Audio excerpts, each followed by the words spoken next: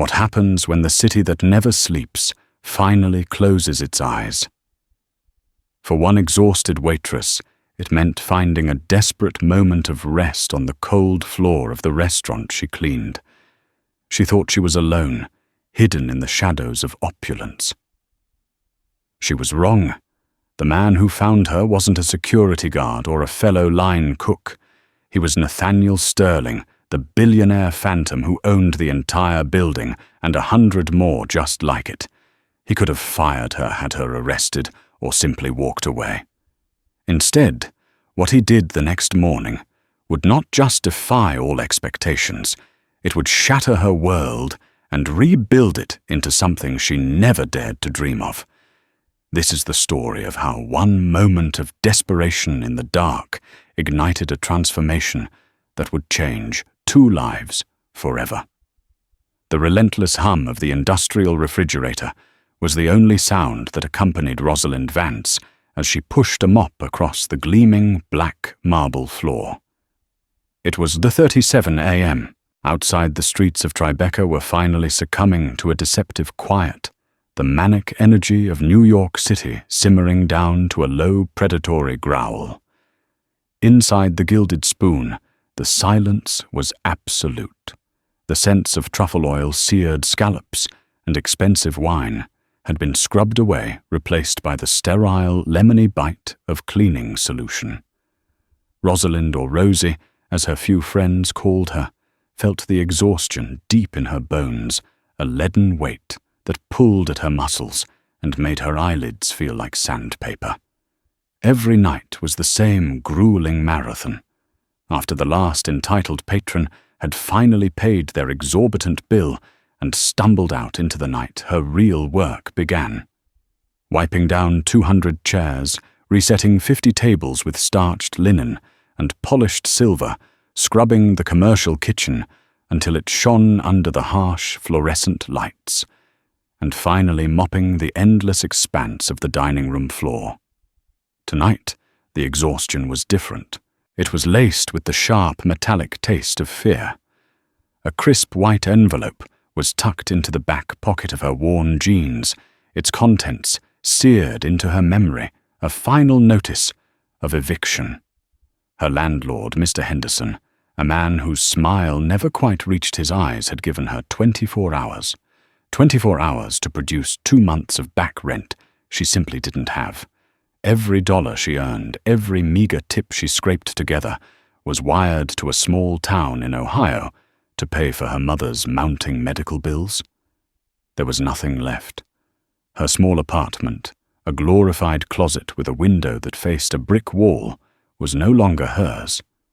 Her possessions, a handful of books, her mother's photograph, and a change of clothes were crammed into her oversized backpack, now stashed in the employee locker.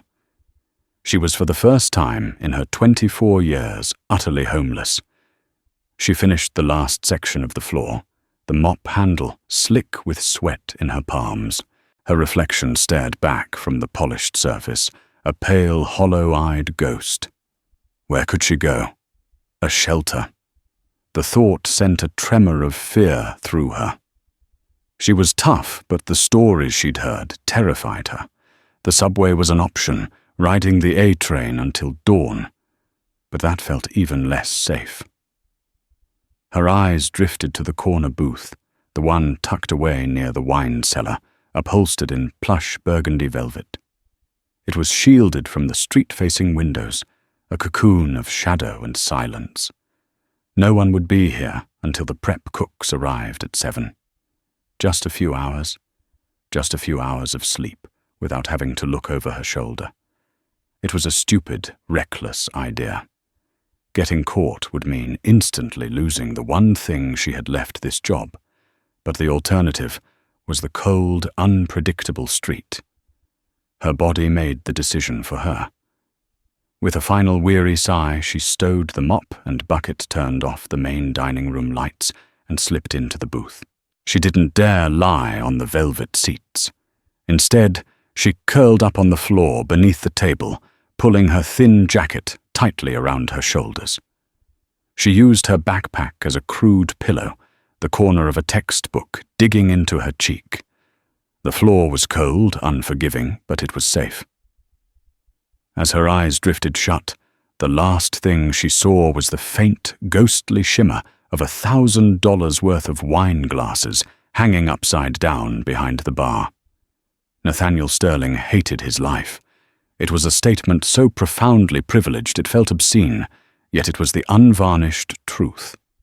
He sat in the back of his Maybach, the buttery leather seats doing nothing to soothe the tension coiled in his shoulders. He stared out at the blurred lights of his city, a kingdom he owned, but in which he felt like a prisoner. At 35, he was the CEO of Sterling Holdings, a global conglomerate with interests in real estate tech and high-end hospitality, including the recently acquired chain of Gilded Spoon restaurants. He had just come from another soul-crushing board meeting, a 12-hour affair filled with sycophantic vice presidents and the thinly veiled contempt of his cousin, Gideon Sterling, who coveted the CEO chair with a terrifying intensity. They talked about synergy profit margins and leveraged buyouts. No one talked about passion or quality or the reason his father had started the company in the first place, to build things that lasted. "Just drive around for a bit.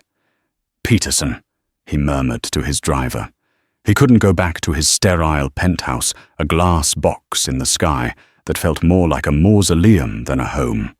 On a whim, as the car idled at a red light on West Broadway, he looked up and saw the familiar gold-leaf script, the Gilded Spoon. He had acquired the brand 3 months ago in a hostile takeover, but he'd never set foot in this flagship location. The analysts' reports were sterile documents of profit and loss. They told him nothing about the soul of the place. "Stop here," he commanded. "Sir, it's nearly 3 in the morning. It's closed." "I have a key," Nathaniel said, pulling a master key card from his wallet. "Wait for me." He stepped out into the cool night air. The city's hum seemed to amplify the silence of the locked restaurant. Letting himself in felt like an intrusion, a violation of some unspoken rule. The air inside was cool and still. He ran a hand along the polished mahogany of the bar, his footsteps echoing unnervingly in the cavernous space. He'd come here looking for something, some connection to the business that was consuming him, but all he found was an expensive, empty room. He walked the perimeter, his eyes adjusting to the dim security lighting. And then he saw it, a flicker of movement in the back corner booth. His body tensed, a vagrant burglar. His first instinct was to call security. He reached for his phone, his thumb hovering over the speed dial. But something stopped him. Curiosity. He moved silently, his expensive Italian shoes making no sound on the marble. As he drew closer, he peered under the table. It wasn't a burglar. It was a woman curled into a tight ball, her face partially hidden by a cascade of dark, messy hair. She was wearing the restaurant's standard-issue black uniform, an employee, sleeping on the floor of his restaurant. His initial flicker of curiosity hardened into annoyance. This was a breach of protocol, a security risk, a firing offense. He should wake her up, demand an explanation, and have her escorted from the premises. He leaned down, ready to shake her shoulder, but he paused. In the faint glow from the streetlights filtering through the window, he could see her face more clearly. It was a young face, etched with a weariness that went far beyond a long shift. There were faint dark circles under her eyes, and her brow was furrowed even in sleep, as if her dreams were as troubled as her waking hours. He noticed her backpack clutched to her chest like a life raft. This wasn't laziness. This was desperation. He had seen that look before years ago in the mirror, after his father died, and he was thrust into the corporate world at 22, fighting off sharks like Gideon. He'd spent nights sleeping on the floor of his office, too exhausted and overwhelmed to go home. He recognized the profound, soul-deep exhaustion of someone running on nothing but fumes. The annoyance evaporated, replaced by a strange, unsettling empathy. Who was she? What series of events had led her to find refuge on the cold floor of his restaurant? He stood there for a long time, just watching her breathe. The richest man in the city, and a homeless waitress, separated by a chasm of wealth and circumstance, sharing the silent, pre-dawn hours. He made a decision. It was unconventional, impulsive, and likely foolish. But for the first time in a very long time, it felt right. He quietly backed away, slipped out of the restaurant as silently as he had entered, and got back into his car. "Peterson," he said, his voice firm. "We're coming back here at 6:30. And call my office. I want the complete employee file for a night shift cleaner at the Tribeca Gilded Spoon. Last name, Vance. Rosalind Vance." The first light of dawn was a dirty grey, filtering through the restaurant's grand windows and painting streaks across the marble floor. Rosie woke with a jolt, the kind of panicked awakening that comes from sleeping in a place you shouldn't be. Her neck was stiff, her back ached, and the cold of the floor had seeped deep into her bones. For a moment she was disoriented, the unfamiliar ceiling and the rows of empty tables confusing her. Then memory crashed down on her with the force of a physical blow. The eviction, the job, the floor. Panic seized her. She scrambled out from under the table, her heart hammering against her ribs. What time was it? Her cheap digital watch read 6:32 a.m. The prep cooks would be here any minute. She had to get out unseen. She grabbed her backpack, smoothed down her crumpled uniform, and rushed toward the staff exit in the back, her mind racing. She'd use the employee washroom to make herself look presentable and pretend she'd just arrived early. No one would have to know. Just as her hand touched the cool metal of the door, a voice, calm and low, cut through the silence. "Leaving so soon." Rosie froze, her blood turning to ice. She turned slowly, her whole body trembling. A man was sitting at the bar, a cup of what looked like coffee in his hands. He was impeccably dressed in a dark, tailored suit that probably cost more than she made in a year. His hair was dark, his features sharp and defined, and his eyes, a startlingly clear shade of grey, were fixed on her with an unreadable intensity. He didn't look like a manager. He looked like one of the patrons, the kind who owned half of Wall Street. I can explain." She stammered, her voice barely a whisper. Her mind fumbled for a plausible lie. "My alarm didn't go off. I came in early and felt faint." Nothing sounded convincing. "There's no need," the man said, his voice smooth and even. He gestured to the stool beside him. "Sit, please. My name is Nathaniel Sterling." The name hit her like a punch to the gut. Sterling, as in Sterling Holdings, the corporate behemoth that had bought the Gilded Spoon. This wasn't just a manager. This was the man who owned everything. She was well and truly fired. Humiliation washed over her, hot and suffocating. She walked toward the bar as if in a dream, her legs feeling unsteady beneath her. She didn't sit, but stood stiffly clutching the strap of her backpack.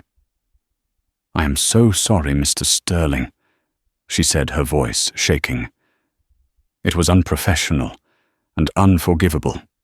I had a personal emergency. It will never happen again. Please, I need this job." Nathaniel studied her for a long moment. He had read her file, top marks in her performance reviews. Never late, never missed a shift, an address in a run-down part of the Bronx, and a series of emergency contact calls to a hospital in rural Ohio. The file painted a picture, but it was the sight of her sleeping on the floor that had filled in the details. "I know," he said simply. "I'm not going to fire you, Miss Vance." Relief so potent it almost made her dizzy flooded through her. "Thank you, sir. Thank you so much. I am, however, relieving you of your duties for the day," he continued, standing up. "You're coming with me." Rosie's relief vanished, replaced by confusion and a fresh wave of fear. "Coming with you? Where? To get some breakfast," he said, as if it were the most normal thing in the world. "I believe there's a diner a few blocks from here called the Morning Griddle. I'm told they serve the best pancakes in the city. You look like you could use some pancakes." 20 minutes later, Rosie was sitting in a worn vinyl booth at the Morning Griddle, a world away from the opulent splendor of the Gilded Spoon. The air smelled of bacon and coffee. A plate of fluffy, syrup-drenched pancakes sat in front of her untouched. She was too bewildered, too nervous to eat. Nathaniel Sterling sat opposite her, nursing a black coffee, looking completely out of place in his $1,000 suit, yet seemingly at ease. "Eat," he said gently. "It's not a trick." Hesitantly, she picked up her fork. The first bite was heavenly. She hadn't realized how ravenously hungry she was. She ate quickly, feeling his eyes on her, a blush creeping up her neck. When she was finished, he finally spoke, his tone shifting from casual to serious. "I read your file, Rosalind. May I call you Rosalind?" She nodded, her mouth full of pancake. "It says in your application you were enrolled in the Culinary Arts program at the New York Culinary Institute before you dropped out due to financial hardship." Rosie swallowed hard. "My mother got sick," she said quietly. "The treatments were expensive." "You have a talent for cooking?" he asked, his grey eyes searching her face. I love it," she confessed. "It's the only thing I've ever wanted to do." "Good," he said, leaning forward slightly. "Because I have a proposition for you. It's unusual, I'll admit. You can think of it as a project, or a social experiment if you prefer." Rosie stared at him, completely lost. "A project. Sterling Holdings has a philanthropic arm, the Sterling Foundation. We fund scholarships, arts programs, new businesses. My board of directors is composed of traditionalists. They believe that pedigree and connections are the sole indicators of future success. I believe they are wrong. I believe that raw talent, when given the right resources, can eclipse them both. I want to prove it to them. And to myself." He paused, letting the words sink in. "I want to offer you a sponsorship, Rosalind, a full unconditional sponsorship. I will pay for you to re-enroll in the New York Culinary Institute full-time. I will cover all your tuition supplies and living expenses. I will provide you with a fully furnished apartment in one of my buildings for the duration of your studies. In short, I will remove every single obstacle standing between you and your dream." Rosie's fork clattered onto her plate. She was speechless. This had to be a dream, a cruel, elaborate joke. "Why?" she whispered. "Why me? You don't even know me. I know that you have the grit to work a 16-hour day and the desperation to sleep on a floor to survive. I know you sacrificed your dream for your family. That tells me more about your character than any resume ever could," he said, his voice devoid of pity, stating it as a fact. "But there are conditions." "Conditions," she repeated numbly. "Yes. There is a gala for the Sterling Foundation in exactly 6 months. It is the single most important event on our corporate calendar. The board will be there, investors, critics, the city's elite. I want you to be the head chef for that event. You will design the menu, run the kitchen, and present the meal. At the end of that night, the board will vote. If they agree that my project was a success, The sponsorship becomes a permanent endowment in your name.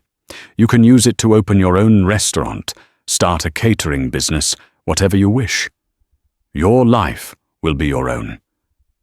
And if I fail—" The words felt like ash in her mouth. Nathaniel's expression became grim. "If you fail," he said, his voice dropping slightly, "I will lose a significant amount of credibility with my board. My cousin Gideon will use it as leverage to challenge my leadership.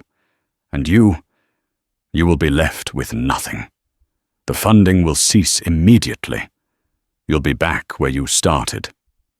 It was an insane gamble, her entire future resting on a single meal.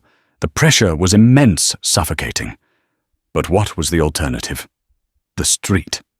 Another dead-end job, watching her dreams and her mother's health slowly fade away. She looked at Nathaniel Sterling, this enigmatic billionaire who had appeared in her life like a force of nature. There was a loneliness in his eyes that she recognized, a weariness that mirrored her own, albeit from a different kind of struggle. He wasn't offering her a handout. He was offering her a chance, a terrifying, exhilarating, once-in-a-lifetime chance. Rosie took a deep breath, the scent of coffee and lingering hope filling her lungs. She looked him directly in the eye, her own gaze clear and steady for the first time that morning. "I accept your proposition, Mr. Sterling." The apartment was less of a home and more of a statement. Located on the 54th floor of the Sterling Tower on Park Avenue, it had floor-to-ceiling windows that offered a breathtaking, godlike view of Manhattan. The furniture was minimalist and modern, all sharp angles and muted colors, gray, white, and black. A sleek, state-of-the-art kitchen gleamed under recessed lighting, its stainless steel appliances looking more like art installations than functional tools. It was beautiful, sterile, and utterly soulless. It was also unbelievably hers. Rosie walked through the rooms in a daze, running her hand over the cool marble of the kitchen island. Just 48 hours ago, her world had consisted of a lumpy mattress and a cracked ceiling. Now she had a walk-in closet larger than her old apartment and a bathroom with a rainfall shower. It was a gilded cage, and she felt like an imposter, a common sparrow rattling around in a palace built for a swan. A prim, impeccably dressed woman in her late 50s, with her grey hair pulled into a severe bun, met her at the door. "Ms. Vance, I am Ms. Albright, Mr. Sterling's executive assistant. I am here to facilitate your transition. Your course schedule for the New York Culinary Institute is on the tablet on the counter.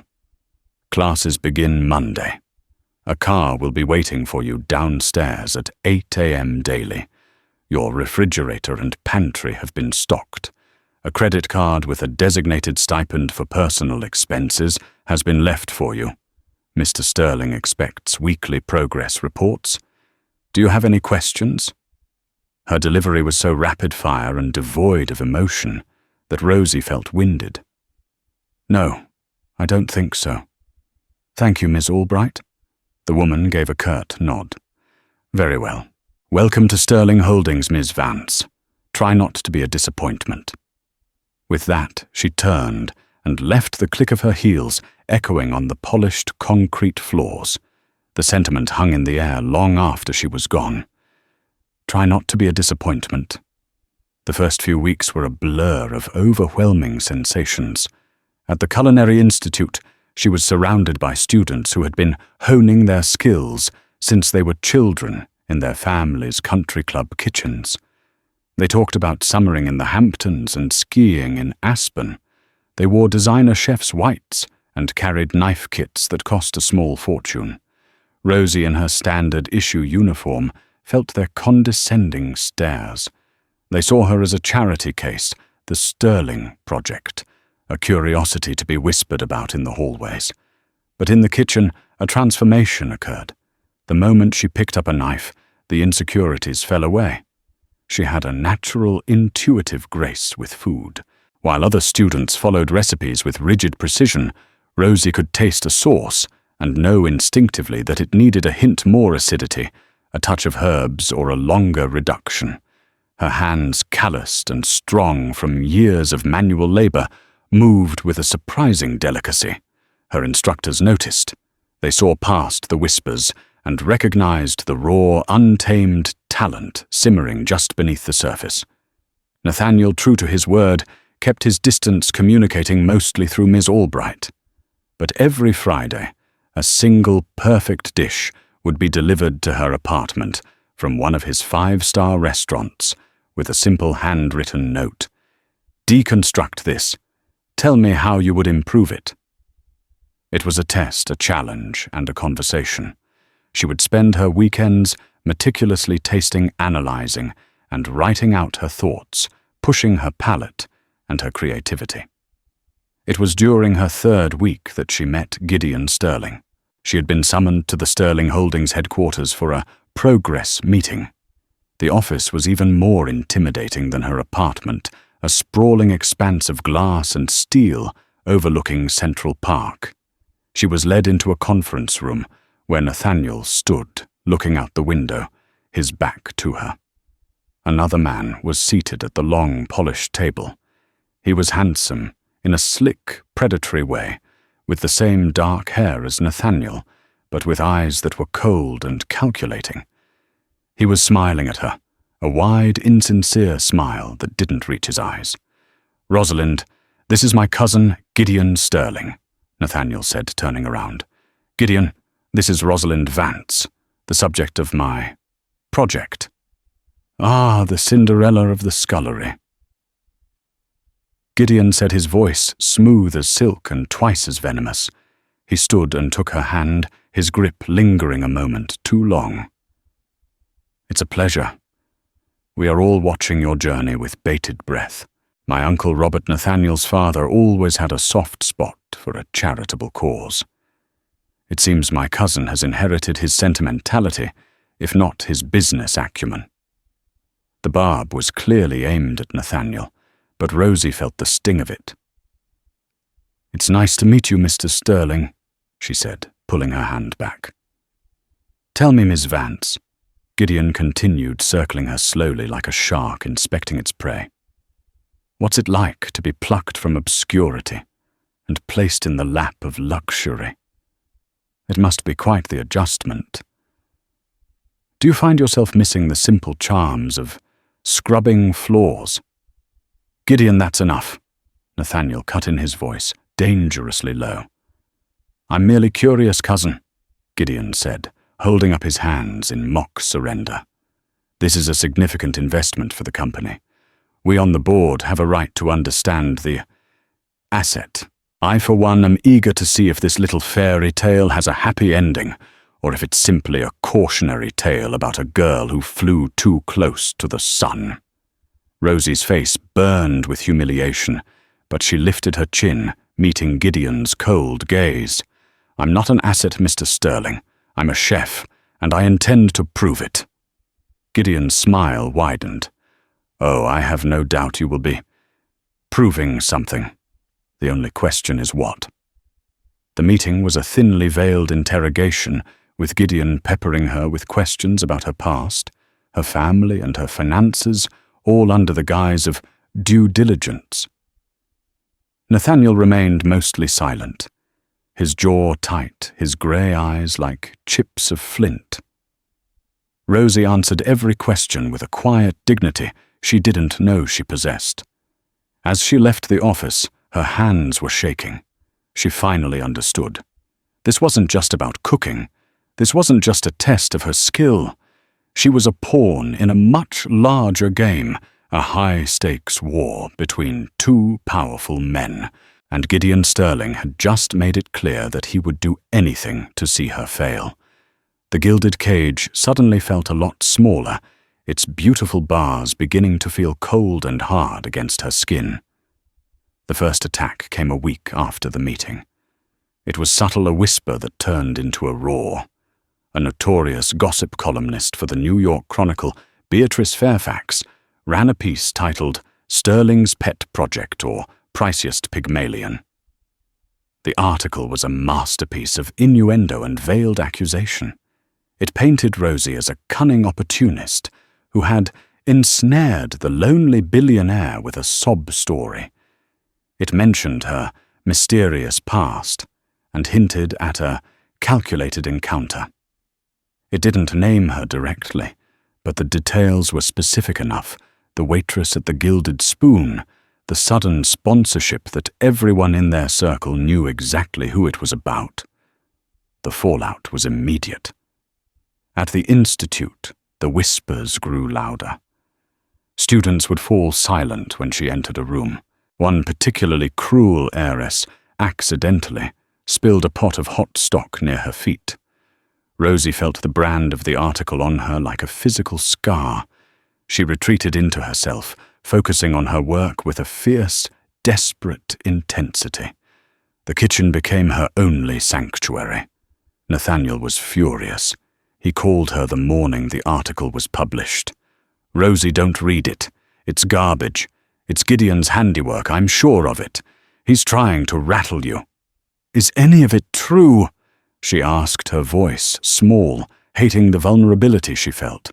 "Do people really think I'm using you?" "I don't give a damn what they think," he said, his voice softening. "I know the truth. You know the truth. That's all that matters. Don't let him win. Don't let them break you." His words were a lifeline, but the poison had already seeped in. The doubt was a cold knot in her stomach. Was she good enough? Did she deserve this? Or was she just a fraud, playing dress-up in a world she didn't belong to? And then the past came knocking. Literally. She was returning to her apartment one evening, her arms full of groceries for a recipe she was testing, when she saw him leaning against the wall by her door.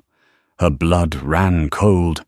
He was leaner than she remembered, his face harder, but the cocky, predatory smirk was the same. Damien Cross. "Rosie, baby," he said, his voice a low drawl that sent a shiver of revulsion down her spine. "Long time no see. Looks like you've moved up in the world. A long way from that dump in the Bronx." Damien was the reason she'd had to take a second job in the first place, the reason her savings had been wiped out. An ex-boyfriend with a gambling problem and a talent for emotional manipulation. She had spent a year paying off debts he'd racked up in her name before she finally found the strength to leave. "What do you want, Damien?" she asked, her voice tight, trying to keep the fear out of it. "What do I want?" He laughed, a harsh, unpleasant sound. "I saw the papers, Rosie. Waitress gets a fairy tale. I always knew you were clever. So I'm thinking, a finder's fee, for all the character I helped you build. I don't have any money," she lied, clutching her groceries tighter. "Oh, I think you do, or your sugar daddy does," he sneered, pushing himself off the wall and taking a step closer. He smelled of stale cigarettes and cheap cologne. "Here's the deal. You give me $50,000 and I disappear. I stay quiet about our history, about that little incident with the money from the cash register at your old diner job, the one you got fired from." The accusation was a lie, a twisted version of the truth. He had stolen the money, and she had taken the blame to keep him from going to jail, losing her job in the process. He was threatening to use the lie that had already ruined her once to ruin her again. "You stay away from me," she said, her voice shaking with a mixture of fear and rage. She fumbled for her keycard, her hands slick with sweat. "50 grand, Rosie," he hissed, his face close to hers. Or Beatrice Fairfax gets a very juicy follow-up story with details. Your billionaire won't be so charmed, then will he? He backed away then, melting into the shadows of the hallway. "You know how to find me." Rosie stumbled into her apartment and locked the door, her body trembling uncontrollably. The groceries crashed to the floor, apples and onions rolling across the polished concrete. She sank down against the door, pulling her knees to her chest. It was all unraveling. Gideon's whispers from the outside, Damien's shadows from the inside. They were going to crush her between them. Her first instinct was to hide it from Nathaniel. It was her mess, her past.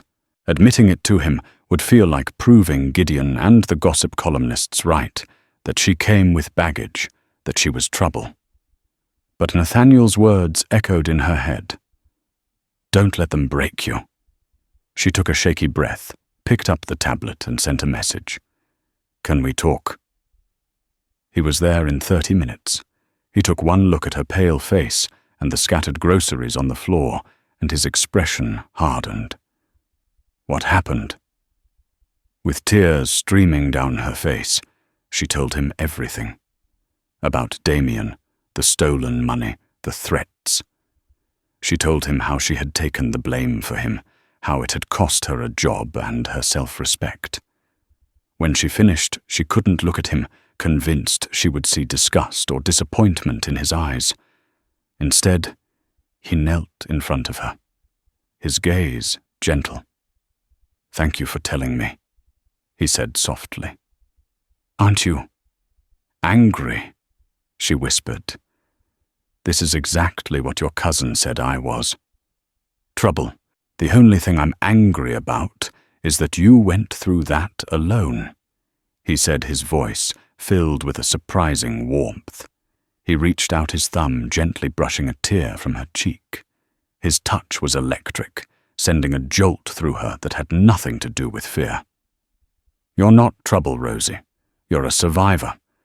And you are not facing this alone anymore. I'll handle Damien." "How?" A flicker of something cold and dangerous crossed his face, a brief glimpse of the ruthless businessman who helmed a global empire. "Some shadows are best dealt with by other shadows. Let me worry about it. You just focus on your cooking. Focus on the gala. That is how we will beat them." He stood up and began helping her pick up the scattered groceries, his movements calm and deliberate. In that moment, standing in the starkly modern kitchen, picking up bruised apples from the floor, the lines between benefactor and beneficiary, between boss and employee, blurred into something else entirely. It was the first time she felt like she wasn't just his project. She was his partner. And for the first time in a long time, she felt a flicker of hope that the shadows might not win after all. The Sterling Foundation's mid-year charity fundraiser was not the gala, but it was the perfect dress rehearsal. Held at the New York Public Library, it was a smaller, more intimate affair for about 100 of the city's most influential philanthropists and board members. It was also, as Nathaniel explained it, Rosie's trial by fire. "The board is curious," he had told her, his face serious. "Gideon has been sowing seeds of doubt, framing this as my folly. This event is your chance to give them a taste of what's to come. It's not the final exam, but it's the midterm, and it counts." The pressure was immense. Rosie threw herself into the preparations with a fervor that bordered on obsession. She designed a menu that was both elegant and deeply personal, a culinary autobiography. The first course was a deconstructed borscht, a sophisticated take on the simple soup her Ukrainian grandmother used to make. The main was a slow-braised short rib with a parsnip puree, a nod to the hearty, unpretentious food that first made her fall in love with cooking. Dessert was a delicate honey and lavender panna cotta, a flavor combination she'd discovered while experimenting in the quiet solitude of her new kitchen. It was her story on a plate. Nathaniel had given her full control. She selected her own team of sous chefs from the top students at her institute, a calculated move to show she could lead her peers. She sourced ingredients from small local farms in the Hudson Valley, wanting everything to be fresh, authentic, and traceable. The day of the event was a whirlwind of controlled chaos. The library's grand hall had been transformed, and a temporary kitchen, a gleaming city of stainless steel and roaring gas flames, had been set up in an adjoining chamber.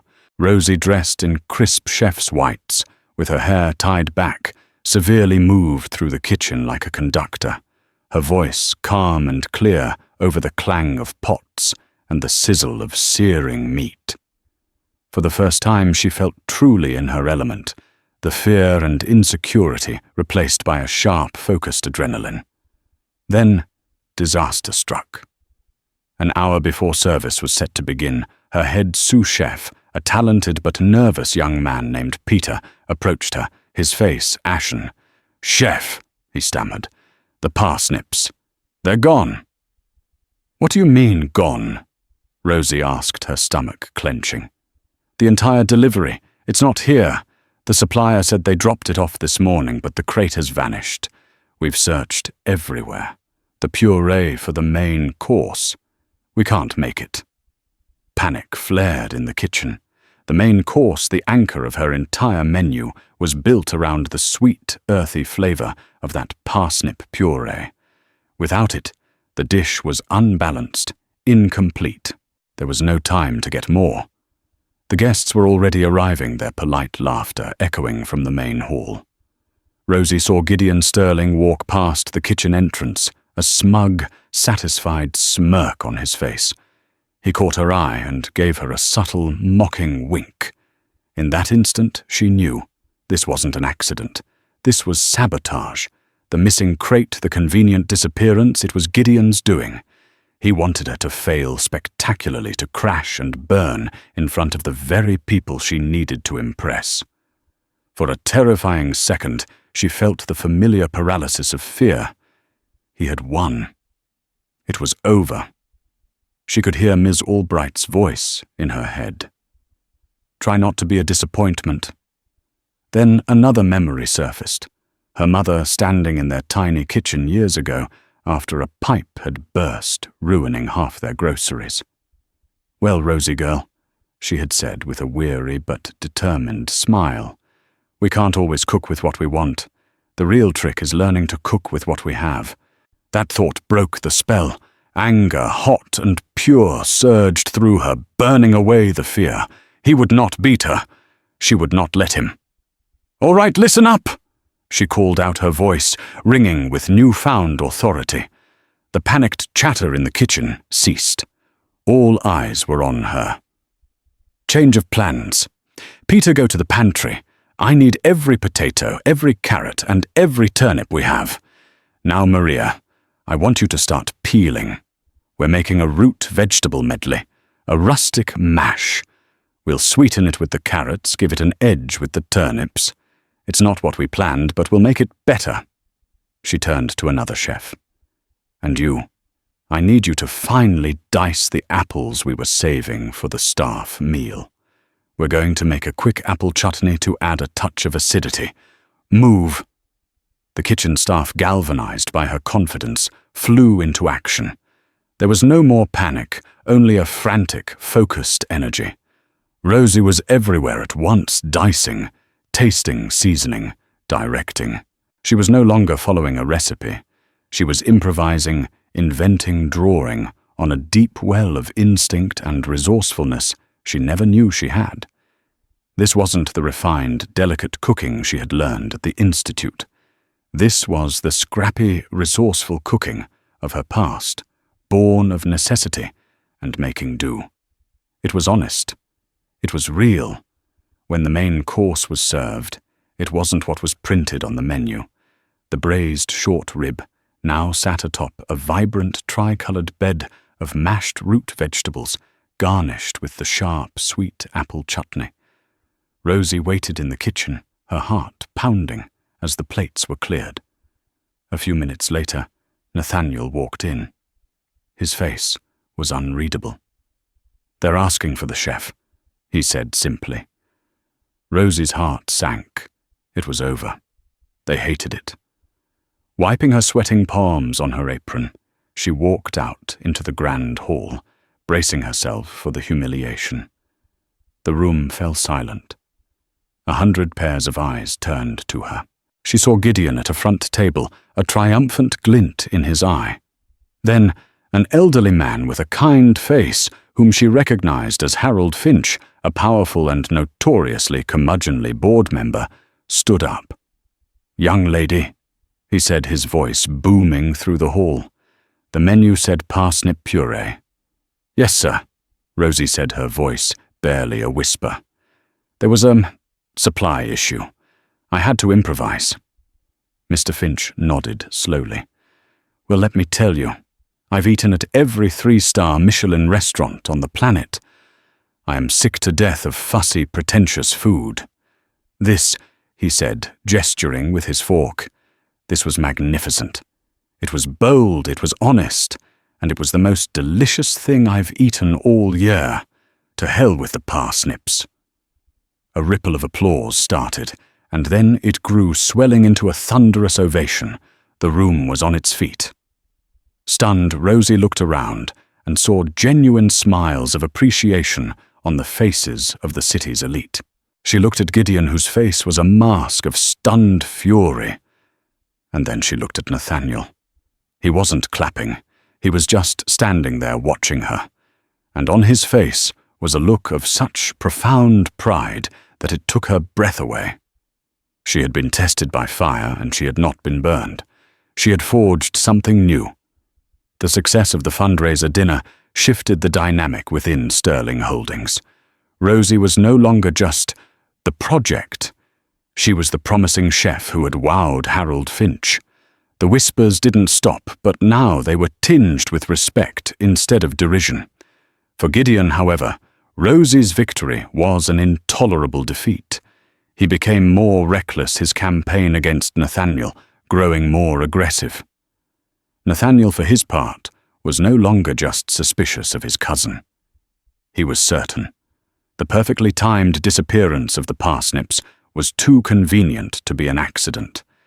He had seen Gideon's face that night, the shock, the rage. It was the look of a saboteur whose plan had backfired. He knew he needed more than a hunch. He needed proof. He summoned a man named Arthur Thorne to his office.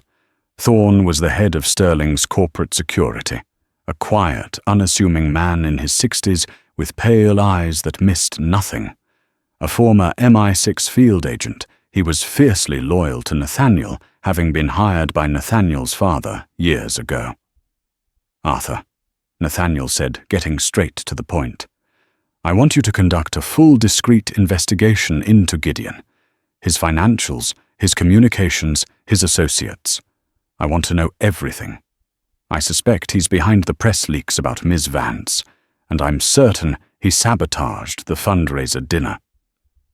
"I've had my concerns about him for some time, sir," Thorne replied in his clipped British accent. "He's ambitious and careless, a dangerous combination." Nathaniel also gave him another, more personal task. "I also want you to look into a man named Damien Cross. He's an ex-boyfriend of Miss Vance's. He approached her, made threats. I took care of the immediate problem." Nathaniel had used a third party to deliver a simple, untraceable message to Damien, a briefcase containing just enough money to pay off his most pressing debts and a one-way bus ticket to Las Vegas, with the clear understanding that if he ever contacted Rosie again, the consequences would be severe. "Damien left town, but I want to know if he was working with Gideon." Thorne nodded. "Consider it done, Mr. Sterling." For the next few weeks, as Rosie prepared for the final gala, Thorne worked in the shadows. He moved like a ghost through the digital and physical worlds, uncovering layers of deception. The connection between Gideon and Damien was the first to surface. Thorne's team found encrypted messages and a series of untraceable payments from an offshore account owned by Gideon to Damien starting the day after Beatrice Fairfax's first article was published. Gideon had paid Damien to surface and put pressure on Rosie, hoping she would crack before the fundraiser. But as Thorne dug deeper into Gideon's activities, he uncovered something far more damaging than petty sabotage. Gideon was systematically leaking sensitive corporate data merger negotiations, proprietary tech specs, to a rival corporation in exchange for a future executive position and stock options. He wasn't just trying to discredit Nathaniel, he was actively committing corporate espionage planning to bleed Sterling Holdings dry before jumping ship. Thorne compiled his findings into a slim black binder and delivered it to Nathaniel's office late one night. As Nathaniel read through the report, his anger was a cold, quiet fury. The betrayal was absolute, but it was the final folder in the binder, labeled Vance R., historical context, that made him pause. "What's this?" Nathaniel asked. "In researching Ms. Vance's background, I came across a peripheral connection to your late father," Thorne explained. "I thought it might be of interest." Nathaniel opened the folder. Inside were old digitized documents, property deeds, bank statements, and a series of scanned handwritten letters dated over 20 years ago. The letters were from his father, Robert Sterling. Nathaniel's breath caught in his throat. He rarely allowed himself to think about his father. The grief was still a raw, tender thing. The letters were addressed to a woman named Anya Vance, Rosie's mother. He read his heart pounding as a forgotten story unfolded. Robert Sterling, a man known for his ruthless business persona, had apparently been a regular at a small, struggling diner in the Bronx called Anya's Place. In his letters he wrote about how Anya's kindness and the simple, honest food she served were a refuge from the pressures of his world. When he learned the bank was going to foreclose on her, he had anonymously bought the diner's debt through a shell corporation, giving her a low-interest, open-ended loan to keep her business afloat. "I believe in people like you," Anya, his father, had written in one letter. "People who build things with their own two hands, who put their heart into their work. This city needs more of that." The diner had eventually failed a few years later, when Anya's health began to decline, but Robert's quiet act of generosity had given her family a few more years of stability. Anya Vance was the single mother who had shown his father kindness. Rosie was her daughter. Nathaniel leaned back in his chair, stunned. He had found Rosie sleeping on the floor of a restaurant he had acquired in a cold, calculated business deal. He had seen a spark in her, a combination of grit and talent, and had decided to make a wager on her future. But it wasn't a coincidence. It was an echo. He was unknowingly completing a circle his own father had started 2 decades earlier. He wasn't just sponsoring a talented waitress. He was repaying a debt of kindness to the daughter of the woman who had offered his father a moment of peace. The knowledge settled deep within him, clarifying everything. His project was never just a game to be won against his cousin. It was a matter of legacy. It was about proving that the values his father had secretly held a belief in character over pedigree, in kindness over cruelty, were the true foundation of the Sterling name. He closed the binder, a new, unshakable resolve hardening within him. The gala was in 1 week. It was no longer just Rosie's final exam. It was going to be a final reckoning. The night of the Sterling Foundation Gala was a sea of quiet opulence. The city's elite mingled under an indoor forest of silver birch trees, their whispers echoing in the grand ballroom. They were all there to witness the final act of Nathaniel Sterling's audacious gamble. In the kitchen, a world away from the champagne and polite chatter, Rosie was a conductor in complete command. No longer the timid girl who hid in the shadows, she moved with a calm authority, inspecting every plate of her masterful 5-course menu before it met the eyes of the judges. As the dessert course was served, a stunning phoenix of spun sugar rising from dark chocolate ashes, Nathaniel took the stage. A hush fell over the room. At a table near the front, Gideon Sterling sat with a smug smile, confident he had already secured his victory. "Good evening," Nathaniel began, his voice steady. "Tonight we celebrate potential. 6 months ago I made a proposal to my board. I argued that talent is a seed that can grow anywhere if given nourishment. The incredible meal you have eaten tonight, conceived and executed by Chef Rosalind Vance, is the result." A polite applause filled the room. "Some of you," Nathaniel continued, his eyes finding Gideon's, "have been led to believe this project was a weakness in my leadership. You have heard whispers and read articles designed to make you doubt. What you don't know is that these were part of a malicious campaign of sabotage." The room erupted in murmurs.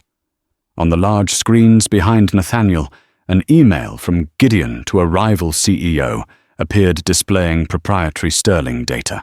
Gasps rippled through the audience. Gideon shot to his feet, his face pale. "This is fabricated." "Is it?" Nathaniel countered, as Mr. Thorne and security guards moved quietly towards Gideon's table. "It is part of a much larger file detailing your corporate espionage." "Trapped." Gideon pointed a shaking finger at Rosie, who had emerged from the kitchen. "This is a farce. He's protecting his little project. This girl, this waitress, she has a criminal past. Ask her about the money she stole." All eyes turned to Rosie.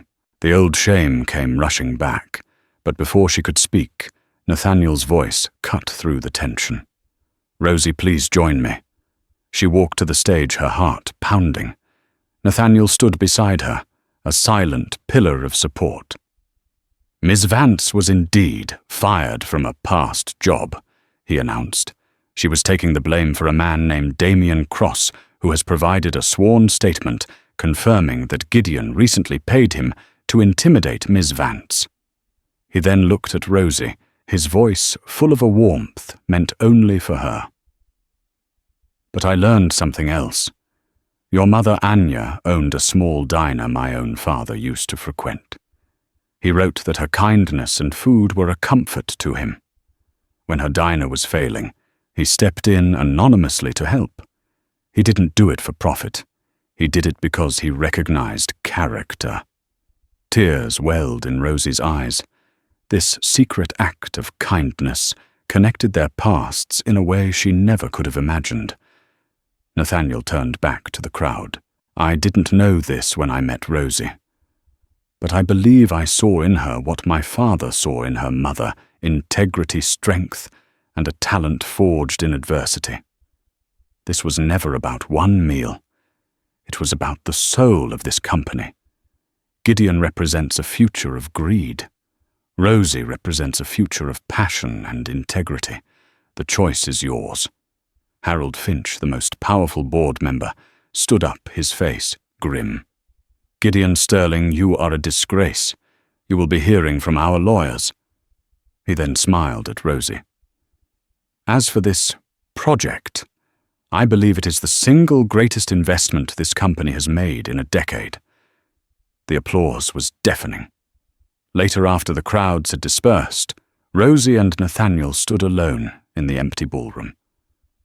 "So," Rosie said softly, "what happens now?" "Now," Nathaniel said, stepping closer. "The endowment is yours. You can do anything you want." "I know what I want," she said, her voice clear and strong. "Not one fancy restaurant. I want to use the endowment to create a foundation that gives scholarships to kids like me. We'll fund a chain of small bistros where they can work. We'll call it the Anya Vance Project." Nathaniel looked at her, his admiration overwhelming. "A project that ambitious will need a business partner." "It will," she agreed, a small smile on her lips. He took her hand. "I can think of someone," he said softly. "He's tired of his lonely empire. I think he'd much rather help build a legacy of hope with a partner who showed him what that truly means." Rosalind Vance's journey wasn't a fairy tale that happened overnight. It was a testament to the resilience of the human spirit. It reminds us that our circumstances do not define our worth, and that true strength is often forged in our moments of greatest desperation. Nathaniel Sterling thought he was saving a struggling waitress, but in reality, he was saving himself from a life of gilded emptiness. Their story proves that the greatest transformations are not about money or status, but about seeing the potential in others and having the courage to invest in it. It's about realizing that sometimes the most valuable assets we have are kindness, integrity, and a belief in second chances. If this story of hope and transformation resonated with you, please give this video a like to show your support. Share it with someone who might need a reminder that their big break could be just around the corner. And don't forget to subscribe to our channel and hit the notification bell so you won't miss our next story that proves real life can be more dramatic than fiction. Thank you for listening.